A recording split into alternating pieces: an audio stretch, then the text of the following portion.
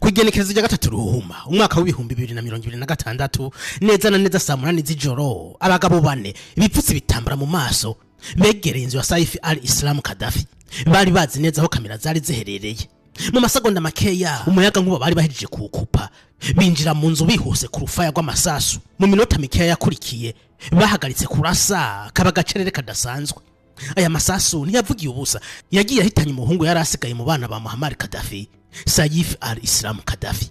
Ariko urupfu rwiwe rwasize ibibazo byinshi. Ninde yamwishe? Kubera iki? Ndaguhaye ikaze mu nkuru ya Saif al-Islam Gaddafi.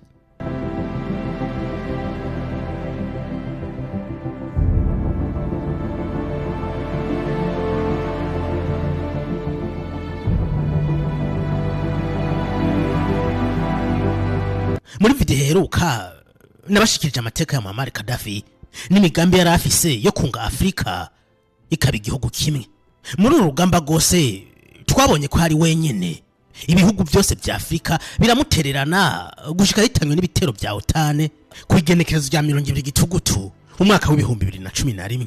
Gaddafi yari afise abahungu benshi ariko umwe muri bo yari atandukanye n'abandi. Uyu yari Saif al-Islam.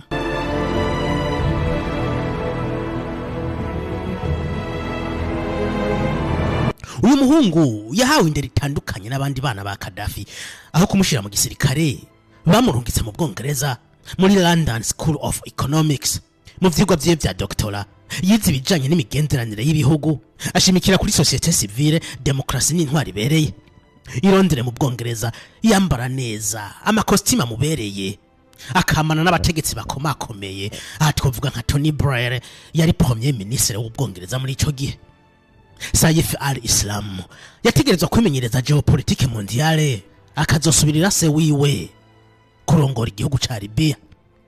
Mu mwaka w'ibihumbi 2008 yahajije amashuri yiwe asubira muri Libya gufasha se wiwe na cane mu bijanye n'ubutunzi bw'igihugu. Yaboneka kenshi kuri televiziyo y'igihugu avuga imigabo n'imigambi ya Libya, maze benshi bakamubona nk'umutegetsi mwiza wa Libya w'inyuma ya Gaddafi.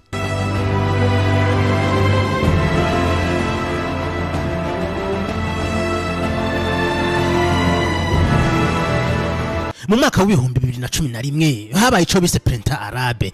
Abanyagihugu mu bihugu bitandukanye by'Abarabu bihereje amabarabara bavuga ko ubuzima buzimvye. Aha twavuga Egypt, Tunisia n'ahandi. Iyi myerekano niyo yakuye ku butegetsi president wa Tunisia Zine El Abidine Ben Ali, hakurikira president wa Egypt Hosni Mubarak. Muri Libya Saif al-Islam yagiye kuri televiziyo ashikiriza ijambo ryo kugabisha abanyalibiya. Yababwiye ati Libya sico kimwe na Egypt canke Tunisia. Niba mushaka ko intwari tembagara mumenye ko hazokurikira guerre civile. Abanyalibiya bazicana hagati yabo, bamwe bahunge abandi bahasiga ubuzima. Mumenye ko petroli izohagarara gutemba muri Libya maze hatembe ibidengeri by'amaraso y'inzira karengane.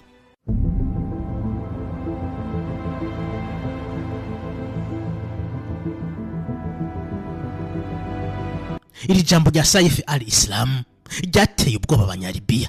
Kino gihe kandi muri Libya hari ikiroberi cagwanya Gaddafi.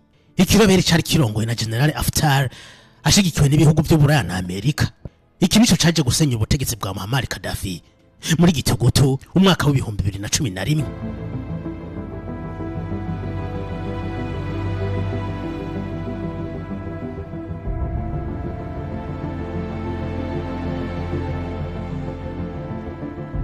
Inyuma y'urupfu rwa Gaddafi, Saif al-Islam yasigaye araronderwa bukware, ndetse sentare mpuzamakungu mpanavyaha isohora umutahe wo kumufata yagirizwa ibyaha byo guhohotera abakoze imyerekano. Mu mwaka w'ibihumbi 2011 Saif al-Islam yahunze agana mu majepfo y'igihugu ca Libya ashaka kujabuka mu gihugu ca Niger, ariko ageze aho bitazintane yafashwe n'umugwi w'ikirobere wo muri ako gace maze atabwa muri yombi. Ya sentare mpuzamakungu imaze kumenya ko yafashwe yasabye kino kiroberi kumurungikirahe, ariko Usama al-Juwari yararongoye kino kiroberi yanka kumutanga, ndetse yanse no kumurungika Tripoli. Gushika mu mwaka w'ibihumbi 2011 Ali Saif Islam yaciriwe urubanza rwo gupfa, gusa yarakiri mu minwe y'aba bagwanyi ba zintane.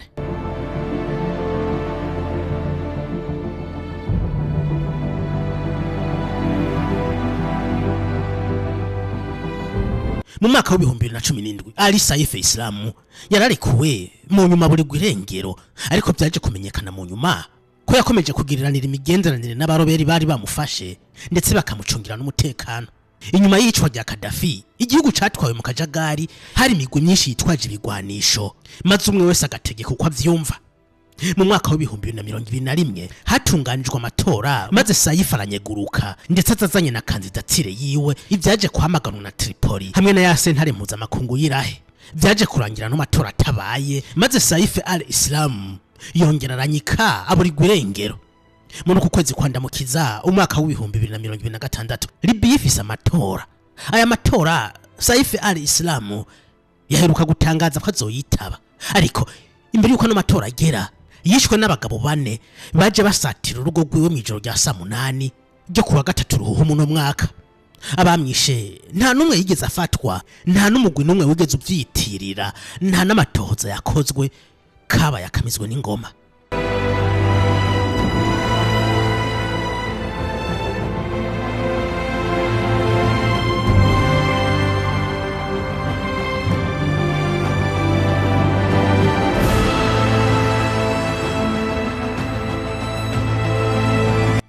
Inyuma y'imyaka 15 Gaddafi yishwe, ibintu byabaye urudubi muri Libya. Ibyo Saif al-Islam yahanuye imbere y'imigumuko mu mwaka wa 2021 nivyo Libya irikirabamwo no munsi. Petrol yarahagaze gutemba, ahubwo hari gutemba amaraso y'inzira karengane yirigwa araseswa n'imigwi yitwaje ibigwanisho yose rekara mu butegetsi.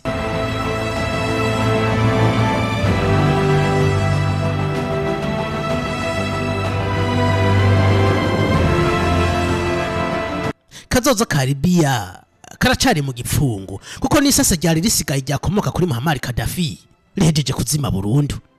Wakoze kubana nanje muri iyi video. Iyi yari inkuru ya Saif al-Islam Gaddafi, umuhungu wa nyuma yarasigaye mu bana ba Muammar Gaddafi.